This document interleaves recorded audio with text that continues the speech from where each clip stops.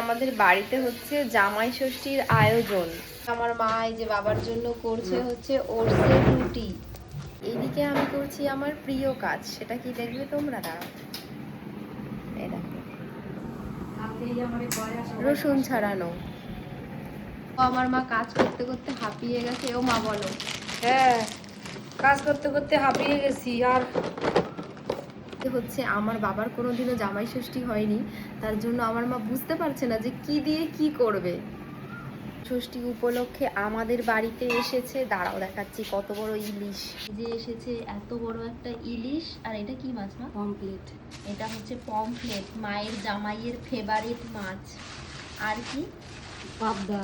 আরো অনেক রকমের মাছ আছে, দাঁড়াও তোমাদের এক এক করে দেখাচ্ছি। রয়েছে পাবদা, মাটন, ওদিকে রয়েছে কাতলা মাছ, মানে কত রকমের মাছ জামাইয়ের জন্য। পটলের একটা আইটেম হবে বলে এখানে আমি এই যে পটলগুলোর মধ্যে থেকে সেই আটিগুলোকে বের করে দিয়েছি, ওগুলোকে মিক্সারের মধ্যে গোলানো হবে, গুলিয়ে একটা ডিশ বানানো হবে, পটলের দোরমার মতন একটা কিছু। এখানে আমার মা মাটন ম্যারিনেট করছে।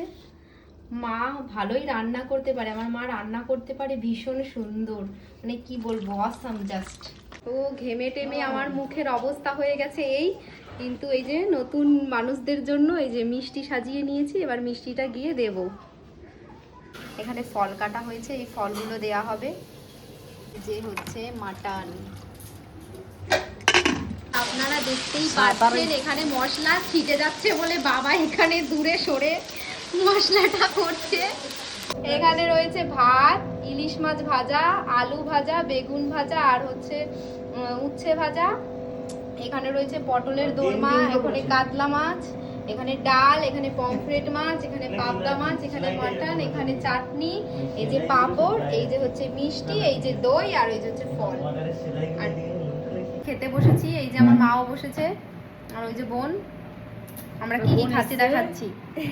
এই যে দেখো ইলিশ মাছ, এই যে ইলিশ মাছ, এটা হচ্ছে সেই কি জানো পটলের কোরমা, এইটা হচ্ছে ইলিশ মাছ, এটা পটলের দোরমা, আর এই যে আমি নিয়েছি উচ্ছে ভাজি।